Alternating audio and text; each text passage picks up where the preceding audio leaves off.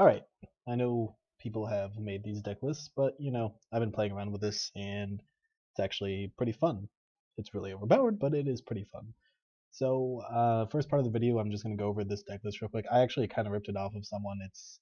I'm pretty sure plenty of people run this kind of deck list. I'm going to go over the cards, go over a couple of the moves I like, and then at the end is just a speed through of some single games I played and recorded. Um, I'm not going to commentate on them. You can kind of figure out what's going on after I go through this. So first, 3 Manju, and kind of obvious. 3 Dijin, whoops, Releaser of Rituals. 3 Tour Guide from the Underworld. 3 Shrit, Caster of the Necloth. Not sure what these are going to be called in English, but on DevPro that's what they're called. I'm pretty sure if you look on Dueling Network, it's probably something what they're called. And the Necloth of Trishula at 3. The Necloth of Bryanek at 3, the Necloth of Unicorn at 3, Necloth of Klausolos at 3, Rhoda at 3, Preparation of Rites at 3, Exomir at 3, Necloth Kaleidomir at 3, Mystical Space Typhoon at 3, and 1 Treacherous Trap Hole. The extra deck, I have a Shooting Quasar, Trident Dragion, Mistworm, Black Rose Dragon, Goyo Guardian. I have 2 Herald of Arclight, 1 Mistbird Klausolos, Mirage Fortress, actually I think in English, Phantom Fortress Interblathner, Constellar, Ptolemy M7, Ghost Trick Alucard, Levier the Sea Dragon, Mequipped Engineer, Ten Tempo the Percussion Dijin, and Wind Up Zen Mines. And the extra deck, I was reading his, and I kind of took a couple things. Like, it's not exactly his build. It's pretty close to one I saw actually. He didn't have MSTs, and I replaced those. You actually love the MSTs in this deck. So just real quick, a couple of thoughts here. Release of Rituals is awesome. My favorite thing, pretty much, Tour Guide into him and Alucard on turn 2, because if they have a set card, it's going away. And if they have 2 set cards or a monster and a set card, it's perfect for you because almost always you'll have that Trish in your hand to play it. So you go into these two. The thing about Trish is you actually need to have a target in each of the spots to activate the effect. I don't think they need to be there to resolve the effect, but they definitely have to be there in order for you to even attempt to activate it. So if they don't have something in their graveyard, you can't banish from their hand and from their field. So what you do, or what I like to do, is MST opens up Trish and Alucard opens up Trish really well. There's not much else in this deck that can really open up Trish without using your battle. So in case you don't know what all of these do, real quick, Shrit is basically when he's used as a ritual tribute, he can cover the whole cost of one of the monsters, and when he's tributed like that, you're able to search a Necloth warrior type and add it to your hand. It's got to be So it's got to be one of the warriors. So either Trish, Bryanek, or Klausolos. Trish is Trish. It's 1 random card from their hand, 1 from the field, 1 from the grave. And like I said, it needs to have a target in them. Bryanek, essentially, all of these have another effect. So Trish, when one of your Necloth rituals is targeted, you can discard Trish to negate the effect.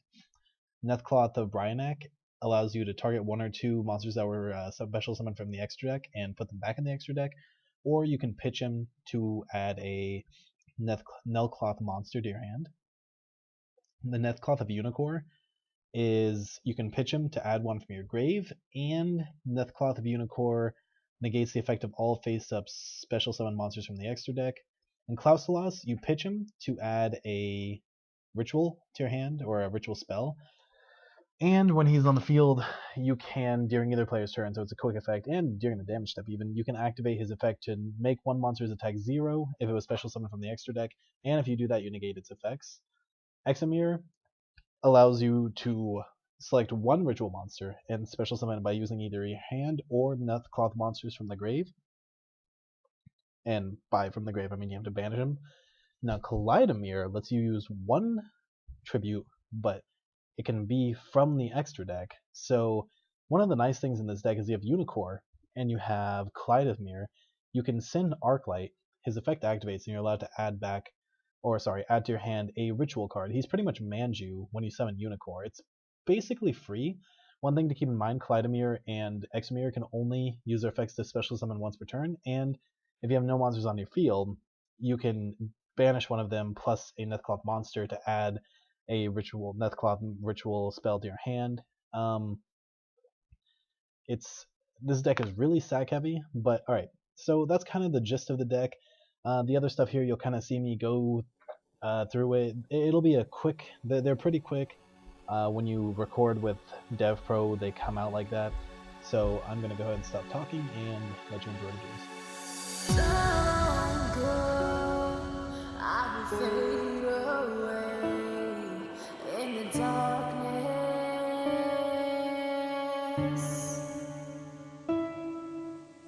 My heart will call for you every day, in every way.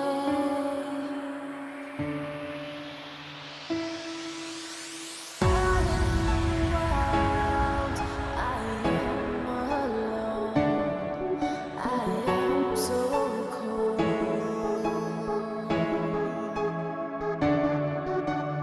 I'm here, feeling like I'm gone. On wheels alone, melting apart. Can't you feel me?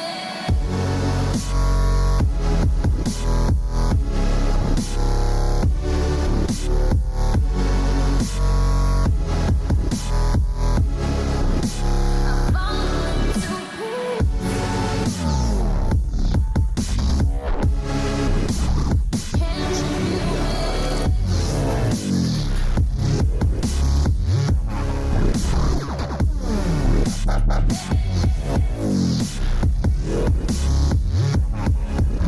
Can't you feel me?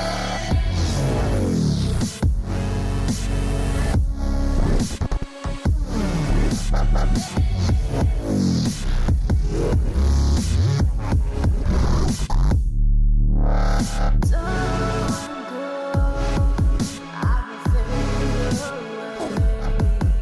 in the darkness.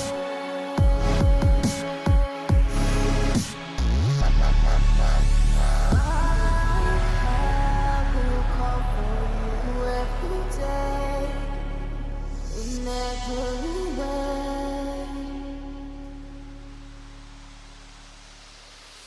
My heart will call for you every day, in every way.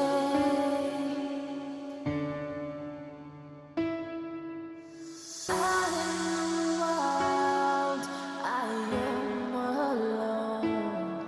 I am so cold.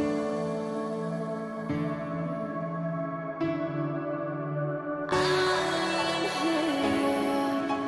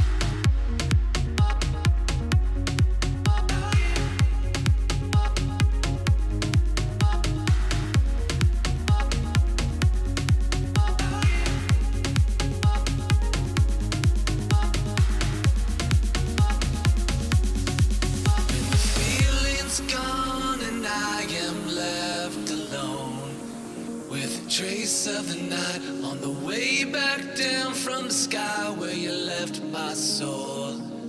Can you help me fly? I can't resist, 'cause you have got a hold on me. And all these thoughts, when you are here, you light up the dark sides. To live in the night shine, you take my life and light every side. You fade the dark inside.